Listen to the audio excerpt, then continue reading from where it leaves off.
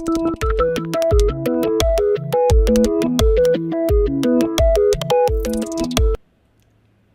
guys, welcome to the Weekend Wisdom. I want to talk to you this week about what is a leadership team. So I got a question fairly recently, and it's a good question. What is a leadership team? Who is actually on this team? Is it your whole team? Is it specific individuals? Is it someone that's their job? And the first thing to keep in mind is a leadership team is an evolving group, okay? But essentially at its core, this is your key people in each of your areas of your practice. If your practice is small, it might be just one or two people. It might be you and your office manager and maybe one of your clinical people. As you get bigger, it might be, one of your assistants, one of your hygienists, one of your admin people, your office manager, your clinic leader, and yourself. So essentially, it's who are your key team members? Who are the people that you trust at the end of the day that really have your back? They really have their heart into the practice, and they really genuinely are those top 10% that we talk about that we want to nurture and maintain. So who are those people? That's your leadership team. And those people will change. Okay, over time, it won't be the exact same group of people. In my own practice over the past 3 or 4 years, team lead for hygiene will change. Team lead for assistants will change. Team lead for admin will change, as these people may not be with you for 5 or 10 years. It may be, there's going to be some natural turnover. So those positions will change. And we have to go into that with the mindset knowing that it will just change. So your leadership team is going to be your key people in those areas. Now, what is a leadership team? What makes a leader? So why a leader, not a manager? What's the difference, okay? So first, let me explain what is a manager. A manager is a person with the clipboard, checking the boxes, making sure that the thing is happening that needs to get done. So they're managing the process. They're like, okay, this is being done. Everything looks good. And at the end of the day, it's a pass-fail. And maybe they're going to go to a person and say, you know what? You put this thing over here. It needs to go over there. Can you please do that so I can check my box? Fantastic. So a process manager, okay? Someone who just makes sure that things are getting done the way they're supposed to get done. A leader is a completely different animal, okay? Managers you will find in retail outlets and most other businesses where standard, the mediocre performance is the norm, where there's no real high performance mindset, culture. There's no drive to be the best in your industry, to be number one in your area. If you're trying to build an elite practice, you're trying to be the number one in your area, you're trying to build the number one practice in your town, managers, you don't really need them, okay? You want leaders. Leader is a different game, different animal altogether. A leader is someone who can level up your team, that can take your team and inspire other people, can get them to grow, okay? So think about this. You probably have had, over the course of your life, a great coach in a sports team, or even a great teacher in your career, or even, elementary school teacher, someone who really challenged you and brought out the best in you. That person is what I'm talking about. You want your team leaders to do that, okay? You personally, as the doctor and the owner, want to be doing that with your team leads, okay? So the whole game is the doctor is the CEO, the visionary, the owner of the practice. You're leveling up and inspiring and growing your leaders, your leadership team. And then they're taking that and they're doing the same thing with everyone who they keep an eye on, everyone below them in the, sort of in the hierarchy, okay? So what does it mean to inspire? Like I said, think about the coach or the teacher you've had in your past that really just brought out the best in you, that challenged you. Because people who aren't challenged, okay, the human mind, when you're not challenged, you get bored and you start to settle on little nitpicky things, and you start to dwell on small things that don't matter when you would be, if you were excited and interested in going in this direction, you would have your heart and your mind all in this energy focused on this thing you're going after. If you're bored and you've got nothing going on, you're not being challenged, you're just wallowing in, sort of nitpicking at little things. And people who are not challenged, they tend to go south pretty fast. So you want your team to be challenged. You want your leaders for sure to be challenged. And that's your job as the doctor, to challenge your team leads to get better, to be better people. I don't mean to work harder, to do more. I mean, yeah, of course you want them to do that, but you're trying to challenge them to grow. And this is what I mean is it's a personal development game at a point, okay? So if you think about the evolution of a practice from, you started out, you're doing $1 million a year to where you want to go. At every point along the way, if you want to grow, you need less management, more leadership, okay? That's the continuum. So at a point where you're, my case study as an example, when I was at 2.5 million, I was extremely frustrated. It was driving me crazy. I could not grow past that. I had managers, okay? It took me becoming a leader to then grow leaders, to then lead, to get from 2 million to 8.2 million. That doesn't happen without leaders. If you have managers, forget it. Because the difference is a leader is inspiring, is leveling up your team. They're putting energy into the group. They're making everyone around them feel excited about what they do. They're challenging them. They're bringing out the best in them. They're like that coach that's just there, rooting for them and cheering them on and pushing them to be the best they can be. If you have that in your leadership structure, then think about what your team can do. Okay, first of all, they're all going to be united together as a team. You're going to have a rock star culture. There's going to be a culture of performance. People who want to perform, not to let everybody else in the team down. Different game altogether than making sure we're checking the boxes, right? I mean, that's going to become just a seat at the table. If you really want to be a part of this team, we do this here. And that's what you're trying to grow. Now think about what you can do if you have a leader and leadership team. So leverage through leaders.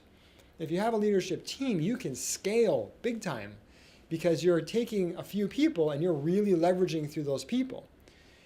Otherwise, if you have managers, it's like, you need one person that can only babysit so many people. You need more of them and more of them. If you have leaders, well, 2 or 3 people can inspire an entire team of 30. Okay, that's what I have.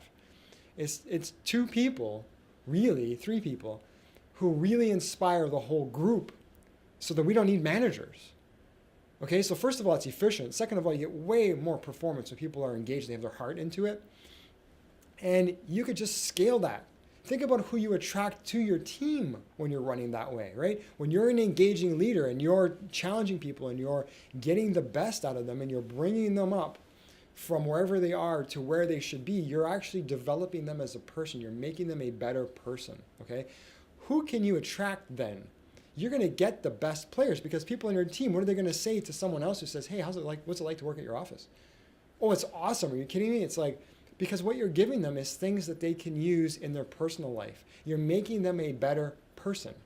That's the key to leadership, okay? You want to run this personal development scenario through people, and you want to take them at however they are and teach them things and grow them. And this is what we give you in our program, okay? We give you a lot of this stuff to get you and your team to think, okay? I want to make you a leader in your team so that you actually make your team leaders and your whole team better people. If you do that, what's their engagement going to be like? And think about it. What's their engagement going to be like versus manager checking the boxes? If you're a manager checking the boxes, what's their engagement going to be like? I come in, I get my paycheck, I go home. Don't bother me, right? Otherwise, if you're leading them, now what's the engagement going to be like? I'm excited. Every time I come here, I feel great. I feel better about myself. Every 6 months, I'm a better person. That's a different world, and that's where I want you to be. So that's what a leadership team does, and when you've got it dialed in, it can provide an unbelievable amount of leverage for you, to the point where even in my own practice, I don't have to be there, okay? I don't have to be there for an entire summer, for an entire month in the winter if I don't want to. If I want to go away and just be gone, I know that my leadership team has got it covered because they are the kind of people who can take the ball and just swing for the fences. They can hit a home run every time. They can do as good a job as I would do because I put the time in. And by the way, you're not going to find these people off the shelf. You got to make them. You got to grow them. You can find really good people, but then you have to grow and develop them into the kind of person that is going to be an excellent leader for your team. Okay, so this is a study. It's a practice. Just like dentistry, you didn't just start dental school being excellent at any particular procedure. It took time and energy and effort and practice. And you have to put that into becoming a great leader yourself and developing your leadership team in the process. Now, you don't have to first become a great leader to then develop great leaders. It's just a continuum. It's an ongoing thing. You work on yourself and you work on them, and we all work together to try to level up the energy of the team, right? So think of yourself as you are the first battery, in the machine that's going to run, or the first domino needs to be knocked down. And once you get your leadership game in order, everybody else will start to follow. And that's what you can expect. Now, from there becomes a lot of fun, because now your leadership team, they can lead and they can develop the team, and they can self-manage the practice. They can self-manage the team. They can push out bottom 10 percenters. They can attract top players, and it just becomes a whole lot more fun of a game than when you're scrambling, trying to, run with managers, checking boxes with turnover and disengaged team. And I said that you can't scale up without a leadership team, without you being a leader and having a leadership team, and that's absolutely true, but I can tell you nothing will kill a scaled up practice faster than ruining that leadership team. You mess with that, your culture tanks, and the practice goes for a huge dump, okay? You don't want to get there. So I've seen this happen, okay? How do I know? I played that game myself, okay?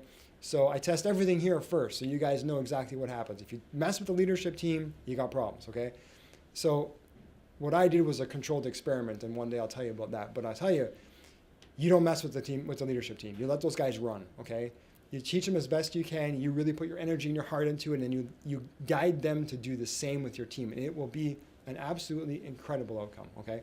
So think about that. How can I become a better leader? How can I become more engaging, more useful to my team? How can I deliver more value to my team leads so that they can do a better job? So start looking at, what can I do to learn to be a better leader? Where can I study? What can I read? What can I watch? Okay, watch the Weekend Wisdoms to start with, first of all, and pay attention at workshops, okay? Because we talk about all this stuff. It's all embedded in there. And our mastermind sessions at workshops, all embedded in there for you. Study other great leaders. Study people who teach leadership. Start to think in those terms. How can I become a better leader? Because I want to do this, and I want to learn this and teach it to my leadership team so that they then will have the tools to do the same. And when they start to learn that, they become better people. When your team starts to learn that, they become better people. The culture lifts. Everybody feels great. Happy people are way more productive. When happy, engaged people, so an engaged team, the power of a fully on team, a fully engaged team is huge compared to the clock puncher, right? Which is gotten by manager. So you don't want that. So think about that. How do I develop a leadership team? And how am I going to personally become better? And realize that it doesn't have to happen tomorrow. It's just an ongoing progress, okay? It's a continuum, and you're going to get better at it with time. And by the way, there's no point where you arrive at, I'm now a good leader. Okay, that doesn't happen. This is a journey that we're going to be on for a long time, okay? We're all going to get better. Every year that passes, you'll have more experience, you'll have more comfort in having conversations. You'll feel more comfortable just addressing your whole team in a group, okay? Because even just having an all-team meeting and you getting up and really putting your heart into a conversation, a presentation to the whole team that levels them up is a huge deal, okay? So think about the things that you can do to be a better leader to your team. And we're going to talk a lot about engagement and accountability if you're a Masters or Transformation member as part of your learning journey with us. But this is a great start to get you going. So I hope you found that interesting. I appreciate having you guys. I'll look forward to talking to you next week.